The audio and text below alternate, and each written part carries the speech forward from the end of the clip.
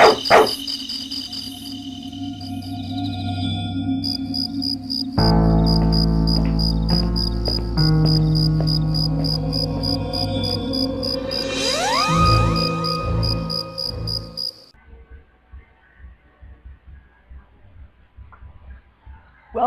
back again to the Imaginary Gallery. It's your regular host, TJ, and we've reached the very last of the 8 types of dangerous creatures that Sandra Brown discusses in her book, which I've quoted the title of 1,000 times. It's How to Spot a Dangerous Before You Get Involved. The last one, and by the way, these were not read in order. They're in. It's just 8 different types.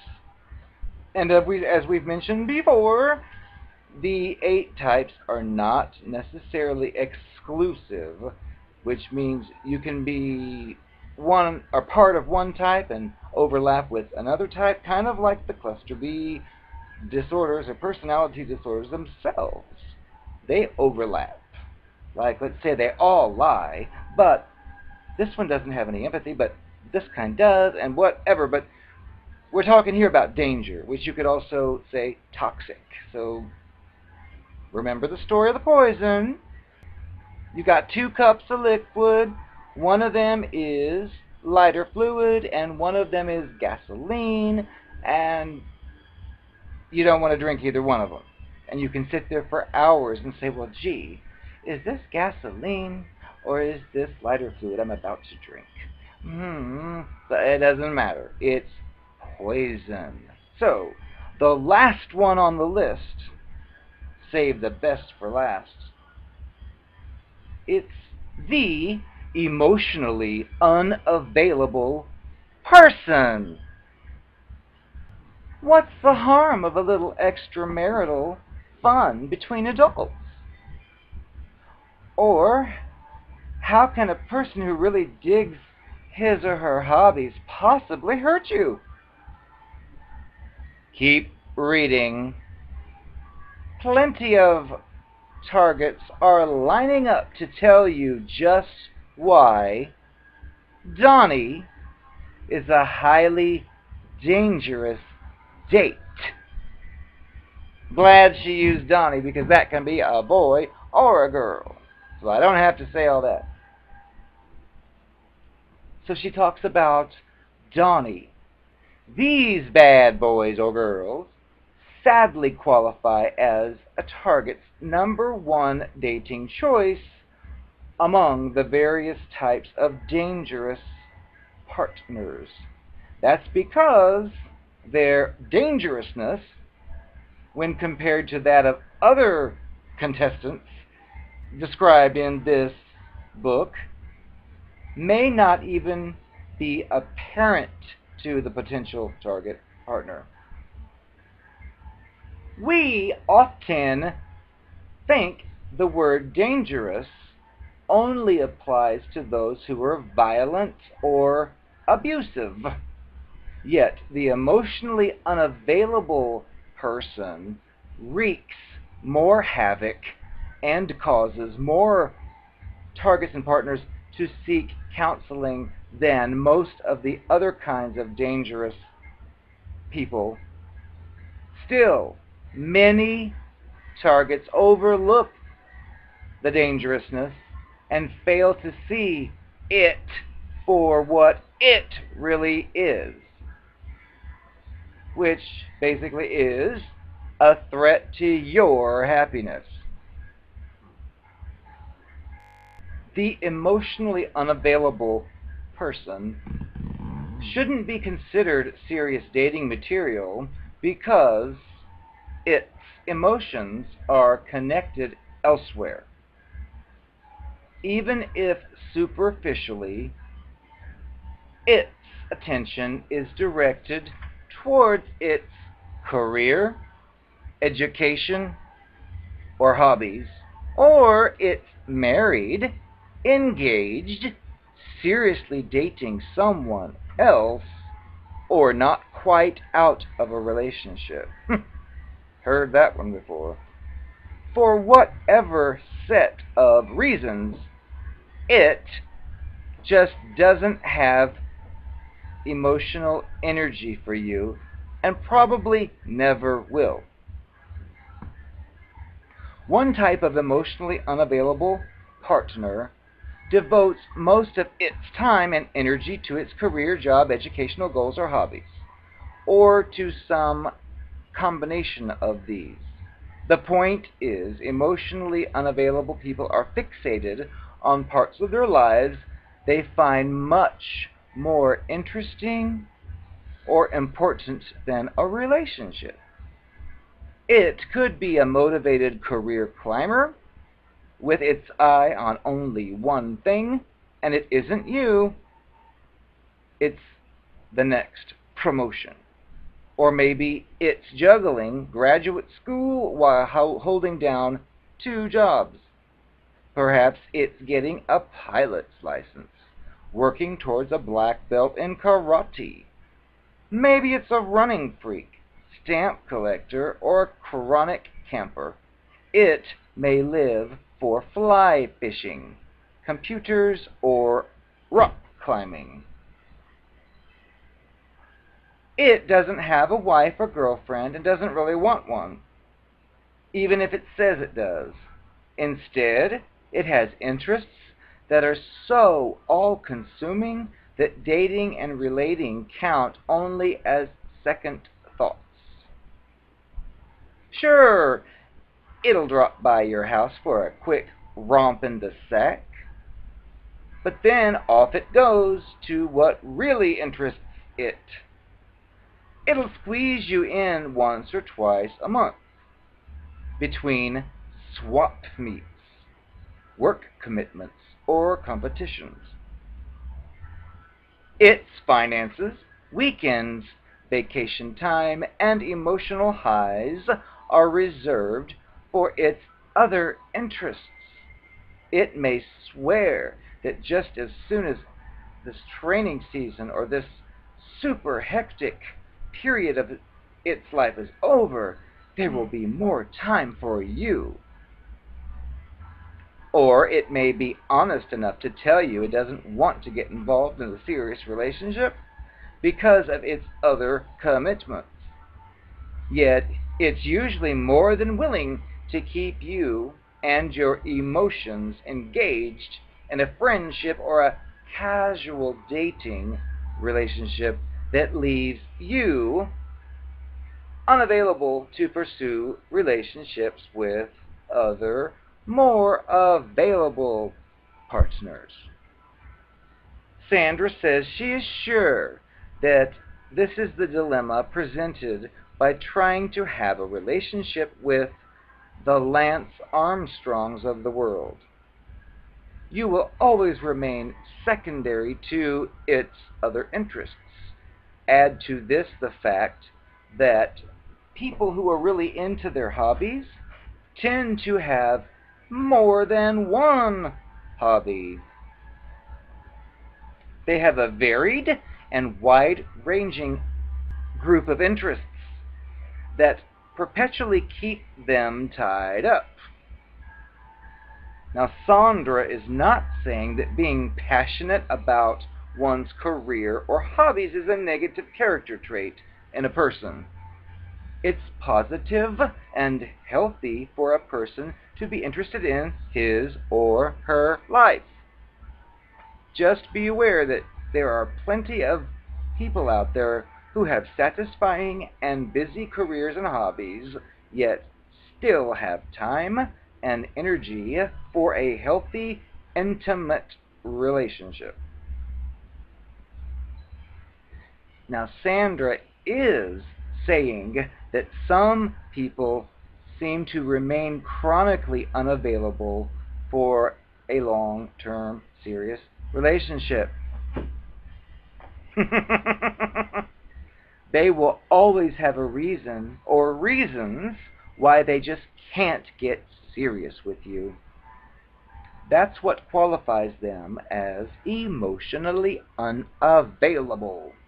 The danger for someone who gets involved with this type of creature is the inevitable frustration, despair, or heartbreak that results from longing for and pursuing a true connection with it. Unfortunately, the two of you just don't share the same goal. The other type of emotionally unavailable person is due to its relationship or relationships, cluster B, with another person or persons. These people are never really committed to anybody. They don't see any relationship as necessarily permanent, including marriage. Even if they give lip service to being deeply committed to the person that they're with at the moment, in truth, however, they don't truly value their intimate relationships or take them seriously because they're only playing, even though engagement or marriage hardly seems like something to play at. They don't take the relationship seriously because on some level, even if unconsciously, she used the wrong word by the way, they know they can find someone else who will get involved with them if their current affair ends. What else would cause someone to repeatedly play their future like a crap shoot without really fearing the outcome? With either type of emotionally unavailable people, we often confuse an availability for sexual engagement with an availability for emotional engagement, intimacy, and commitment. In fact, most emotionally unavailable people will remain sexually available to you. This doesn't change the fact that they are taken in other areas of their lives, and these people understand that completely, but their targets many times don't. Thus begins a spiraling pattern of others hoping and waiting for connection and commitment with this creature. But by definition, someone who is emotionally unavailable doesn't expect or want or doesn't know how to expect emotional depth with others. It is probably because targets keep attempting to get close to it that causes it to keep moving from partner to partner or to keep adding partners. It's uninterested in experiencing or is unable to experience deep feelings of connection with another. That's a cluster B trait. Those creatures who are wired this way are not open to authentic, deep relationships. A relationship with an emotionally unavailable person will stay on the surface. Yes, it sure will. It can only talk the intimate lingo, but can't deliver the real McCoy. True emotional intimacy. A healthy relationship starts with an emotional connection. But the connection two people feel at the beginning is only the very first step in building a relationship. Real intimacy involves an ongoing, mutual commitment to strengthening and deepening that bond. That only happens over time, through sharing experiences, by caring for the other's well-being, and by building trust through openness and honesty. What's dangerous about emotionally unavailable people is that they are not authentically emotionally responsive. They are emotionally avoidant. For a person who cheats on its partner or spouse, although may have multiple relationships going on at one time, the continuation of the relationships is not what makes the person tick. This means when any particular partner catches on to it and ends everything, its feathers aren't going to be ruffled. Even if it pleads with her, please stay, and says, you're the one that means the most, it simply does not know how to make major changes in how it approaches relationships. Just as it lacks the ability to be monogamous, it lacks all other serious relationship skills. Some partners get involved with married people or other emotionally unavailable people on a serial basis. Although they may date these men just to have fun, and that they themselves don't want to get serious, their words simply do not stack up in light of what we know about the psychology and sociology of people's approaches to relationships. Perhaps as a way to justify dating married or engaged people, some of us seem to find it far easier to say we're just having fun than to admit that we're repeatedly sabotaging our own deepest desires for intimacy. Emotionally unavailable people come from widely varied backgrounds. Maybe as a child it lived with a father figure who was emotionally unavailable due to alcoholism, workaholism, or other addictions. Early physical or sexual abuse may have numbed its emotions and disconnected it from human warmth, interaction, and trust. As a youngster, it may have received messages that it wasn't valued or that marriage wasn't valued. Maybe the father or stepfather was repeatedly unfaithful to his or her mother. Has some elements of the emotional predator.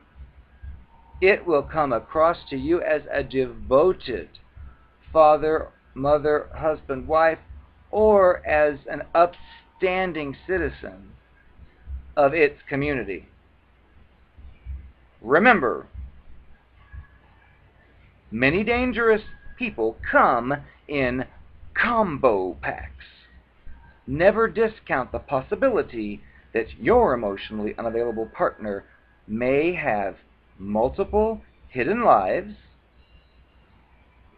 Always the case if it's engaging in clandestine extramarital affairs, as well as being an emotional predator. Certain combinations, for example, emotional unavailability plus a life it keeps hidden from you and from its wife or girlfriend, plus the keen sixth sense of an emotional predator, plus a sexual addiction, help these pathological people thrive at attracting serial, superficial relationships. Some men may struggle with undisclosed homosexuality or bisexuality. This can produce an internal conflict that detracts from a man's emotional connectedness with his women partners. Some men may have a sexual addiction that fuels their pursuit of rapidly revolving superficial relationships. Perhaps his sexual addiction takes the form of chronic and compulsive pornography use, a pattern that can diminish a man's normal human responsiveness. Maybe he has mental health issues that cause him to flee intimacy. These are only a few scenarios. There are many possibilities as to what caused him or her to be chronically unavailable for an intimate relationship. as with all other types of dangerous persons, there is most likely a sad story from its past to accompany its present-day dysfunction. It may have enough awareness to be able to connect the dots itself, as in, I find it hard to trust others because of my mother's alcoholism and the problems it caused in my childhood, or whatever the case may be. But again, remember that the why behind its unavailability is less important to you than what you're going to do with this information. Whatever the cause, these are often people who have a hard time with monogamy, raising children, or anything else that requires an earnest and consistent focus of their commitments. But be aware that if an emotionally unavailable person has some elements of the emotional predator, it will come across to you as a devoted father, mother, husband, wife, or as an upstanding citizen of its community. Remember, many dangerous people come in combo packs. Never discount the possibility that your emotionally unavailable partner may have multiple hidden lives, always the case if it's engaging in clandestine extramarital affairs, as well as being an emotional predator. Certain combinations, for example, emotional unavailability plus a life it keeps hidden from you and from its wife or girlfriend, plus the keen sixth sense of an emotional predator, plus a sexual addiction, help these pathological people thrive at attracting serial, superficial relationships. So, who do they seek? A person with outside interests such as hobbies, careers, and educational goals may seek partners to date who have their own interests. It may believe that it will understand its full-fledged devotion to its hobby, when in fact, partner probably doesn't and won't. Many athletes date other athletes. This usually works only when both parties' outside interests are balanced rather than excessive on either individual's part. But the emotionally unavailable person doesn't know what the word balance means. Whatever it's involved in, it is to an extreme degree. Others who are absorbed in their work and hobbies like to date people who have no lives. The idea is that the person will live vicariously through this person's activities. Hopes he or she like being able to say, my partner is a skydiver, when its or his or her own life consists of work, home, and the couch. And still others, as is the case with many types of dangerous people, they prefer partners who are hyper-tolerant and non-demanding. They want a partner who won't rock the boat or expect any more from them than how they have represented themselves. To his or her occasional attempts at complaining, the reply from the dangerous monster will be, hey, you knew from the beginning that I spend my weekends racing cars. For the dangerous person who is unavailable because of involvement with other men or women, A person or partner's availability itself is the deciding factor. There are no affairs if there are no volunteers. Since long-term intimacy is not what is being sought, any port in the storm will provide adequate distraction from the reality of its life. In addition to finding partners who are available, these creatures have to locate the partners who are willing to violate their own emotional, sexual, and ethical standards. Our society's Judeo-Christian ethic dictates that a person refrain from dating or sleeping with someone who is married. A person looking for a partner to have an affair with knows this. So the challenge is to find partners who, with a little encouragement, will deny their values and boundaries and partake. Who are these people who would deny their own standards? Those are people who themselves are unhappily married, make up a significant proportion of those who are attracted to married or engaged partners. They think that involvement with a married person is safe and that they can bank on his or her confidentiality. Others who have been wounded in the past and thus have sworn off love are looking merely for distraction. They say they don't want a real relationship, so they find someone who won't give them one. I've done that.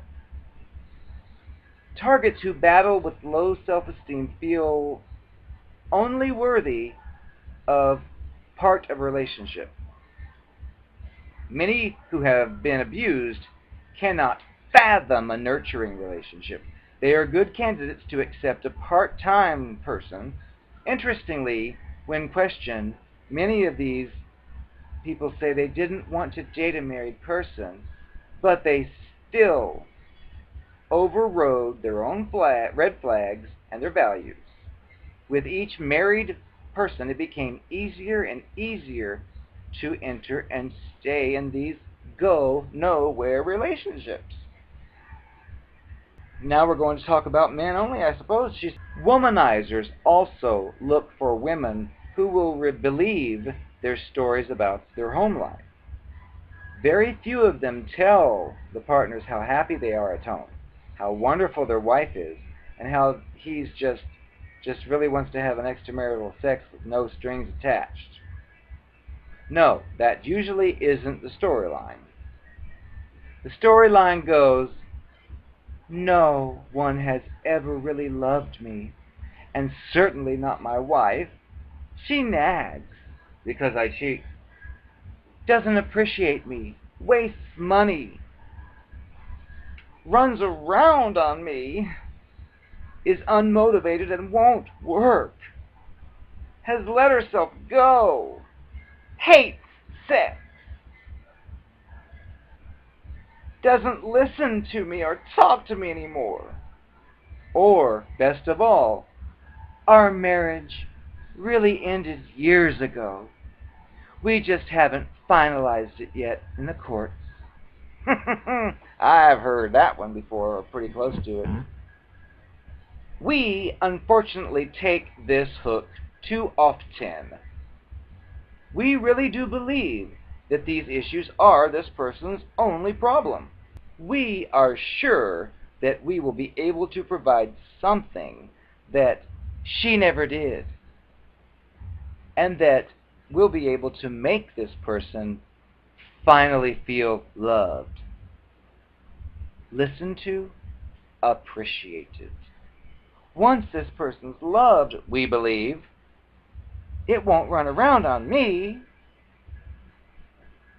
I'm sure I can change this part of this person. Now, a person who buys into this also believes that once the partner turns its attention towards us, the relationship will shift from the spouse to us. We don't seem to understand that any attention from an emotionally unavailable person is fleeting. Its need is not once and for all to be loved, as much as it is to get laid, be amused or distracted. At some point, however, we will probably realize that just because it's committed its attention to us for 20 minutes in bed does not mean the person's willing to commit. Someone who runs around on its partners may also seek other partners who are a little naive or who say they have no expectations. They hope that this naive person will believe it when it tells him or her, "You're the only one." While you might be the only one it has on the side at the moment, statistics for the long run are not on your side. This creature who's emotionally unavailable remains that way. The percentage of people who actually marry and stay married to someone they had an affair with is in the single digits. And of course, even if the existence of those few marriages doesn't indicate whether the person remained monogamous, just that they remained married. Women who tell a womanizer they have no expectations about the outcome of the affair are extremely appealing to him. They have just verbalized his core belief system about relationships. But don't try a bait and switch on him. Don't tell him you're not looking for anything serious and then later try to get him to step up to the plate and have a real relationship with you. His pathological code of ethics says, if you date me knowing I'm not monogamous, you already know what I'm about. To later hold me to a higher standard is unfair.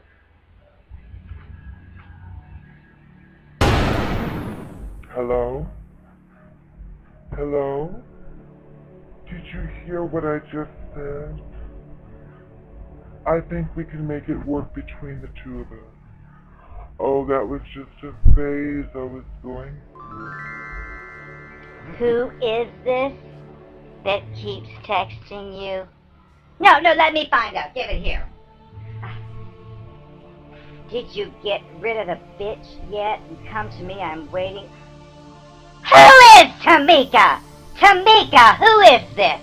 Who is Tamika? Oh, that bitch. I'm gonna get her.